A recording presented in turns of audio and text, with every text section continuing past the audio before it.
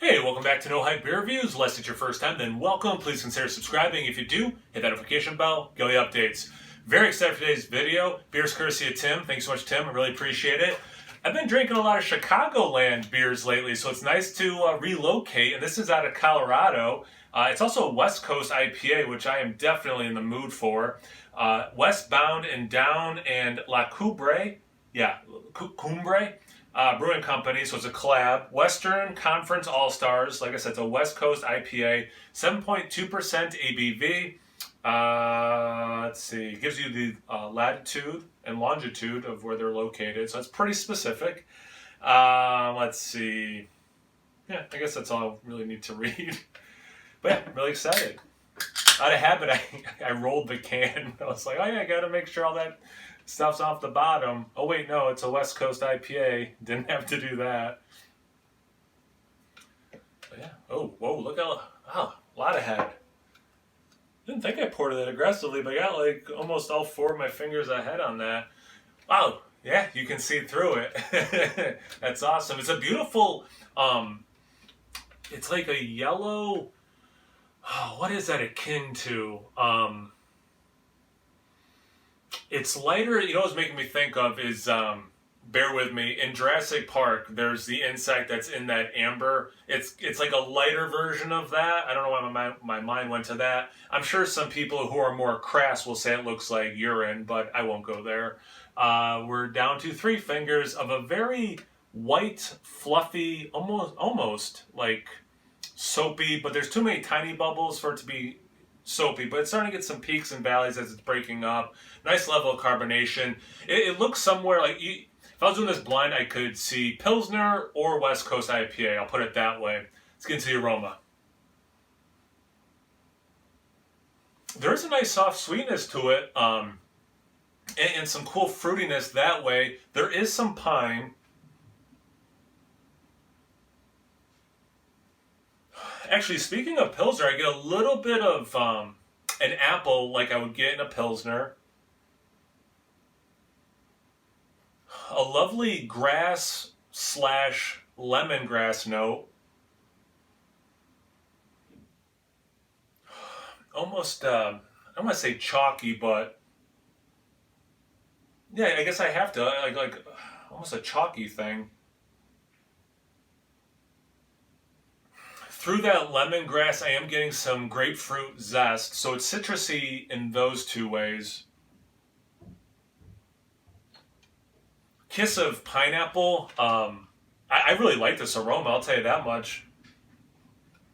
There's a lot going on. It's pretty easily distinguished. No. What words am I trying to use? It's pretty easy to tell distinctly what each one is. Nothing's too overpowering over anything else. They seem to be playing well together.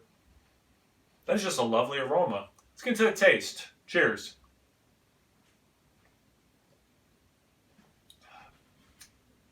That's delicious.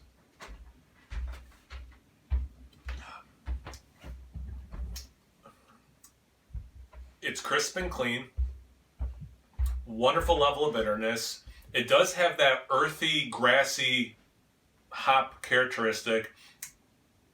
The 2 citrus notes I was getting pretty downplayed until the finish, and as I'm talking now it does taste very like zesty. Not the most zesty beer. I shouldn't say, I don't want to overpaint that, but it does have a nice hybrid of lemon and grapefruit zest.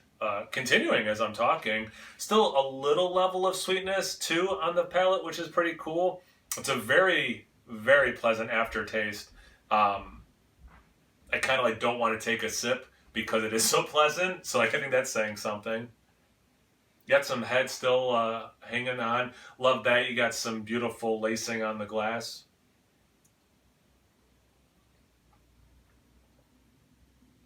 You get a little bit of pineapple. Kind of like how I used to say it a lot in when I would drink Ithaca's Flower Power. How I get in that sometimes in spoiler alert, or not spoiler alert, shocker, West Coast IPAs. So it's that kind of pineapple. Man, this aftertaste, I mean, that really, I don't want to like act like that's the best part of the beer, but like it is just very refreshing that way and just a lovely aftertaste. And like I said, there is some sweetness that stays on your palate, but it's also dry enough and refreshing enough that like it does keep inviting you. Like, you want to keep coming back to this beer.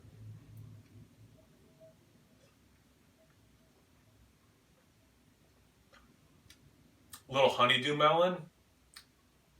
It's like the aroma. There's a lot of stuff going on, and it's pretty easy to pick out what that stuff is.